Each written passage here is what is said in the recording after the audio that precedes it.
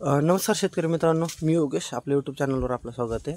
आणि आजच्या कंडिशनला आपलं फुल उमललेलं होतं आणि मी आजचं जे अपडेट तुम्हाला सांगतो आहे ही गोष्ट तुम्हाला समजून घ्यायला पाहिजे की क्रॉस पॉलिनेशन काय राहतं, सेल्फ पॉलिनेटेड काय राहतं आणि फळाची ड्रॅगन फ्रूटची साईज ही कोणत्या बेसिसवर डिपेंड राहते हे तुम्हाला मी ह्या व्हिडिओमध्ये क्लिअर करून सांगतो आहे. व्हिडिओ थोडासा छोटा राहील आणि शॉर्टमध्ये राहील. मी पूर्णपणे डिटेलमध्ये सांगायचा प्रयत्न करतो आहे, समजून घ्या. तर हे आपलं येलोवाला ड्रॅगन फ्रूटचा प्लॉट आहे. याला आता पॉलिनेशन करायचं आहे. याच्यामध्ये मधमाशी ही फिरती आहे आतमध्ये, तरी याच्यामध्ये पॉलिनेशन आपल्याला करायची गरज पडणार आहे. कारण याच्या आतमधलं जे पोलन पावडर आहे किंवा हे जे फूल आहे हे स्टेराईल म्हणतात, म्हणजे नपुसक फुले आहे.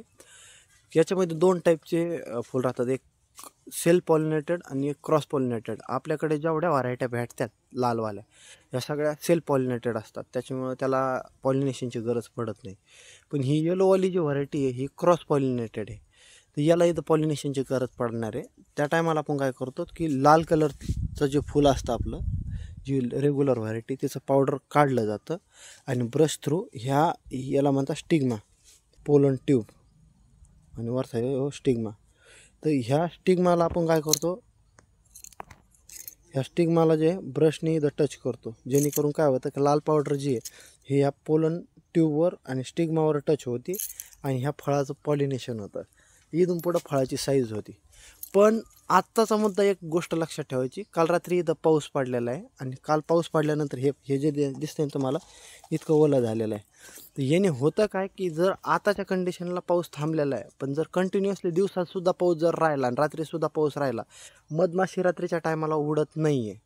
पण सकाळच्या टायमाला सुद्धा जर पाऊस जर चालू राहिला आणि मधमाशी प्लॉटमध्ये फिरली नाही, तर तुमच्या ड्रॅगन फ्रूटची लालवाली कोणतीही व्हरायटी राहिली जगातली, सेल्फ पॉलिनेटेड असो किंवा क्रॉस पॉलिनेटेड असो, तिथं तुमच्या फळाची साईज होणार नाही. बहुतेक वेळा तुम्ही असं पाहिलं असेल की ड्रॅगन फ्रूटचं फूल हे कंटिन्युअसली 3 दिवस उमलतं आणि एखादी दिवस जर पाऊस जर राहिला आणि त्याच्यामुळे मधमाशी प्लॉटमध्ये फिरली नाही, तर त्या 3 दिवसाचं जे हार्वेस्टिंग जे राहतं, जे की 24-25 दिवसानंतर येतं, आता हे याचं हार्वेस्टिंग 25 दिवसानंतर येणार आहे, त्यावेळेस तुम्हाला त्या फळामध्ये जाणून येतं काहीतरी 10%, 15%, 20% फळं जे आहेत त्यांची साईज जी आहे, जी फळाची साईज 500-600 ग्राम पाहिजे होती, त्या फळाची साईज आहे 150 ग्राम, 180 ग्राम, 200 ग्राम ही जास्त प्रमाणात राहते.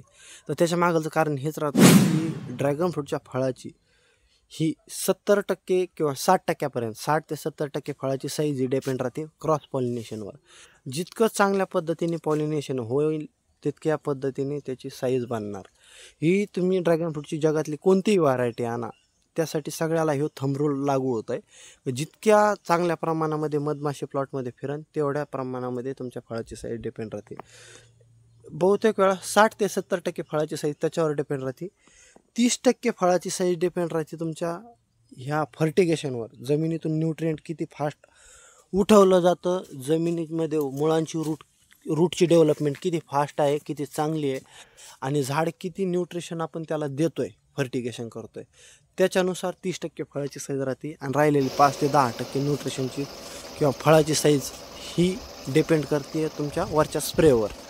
की तुम्ही स्प्रेसुद्धा जर देऊन तुम्ही त्या 5 ते 10%मध्ये फळाची साईज वाढवू शकता. पण मोस्टली जर 60 ते 70% कोणत्या गोष्टीचा जर इम्पॉर्टंट रोल असेल तर ते फक्त ह्या मधमाशीचा आहे.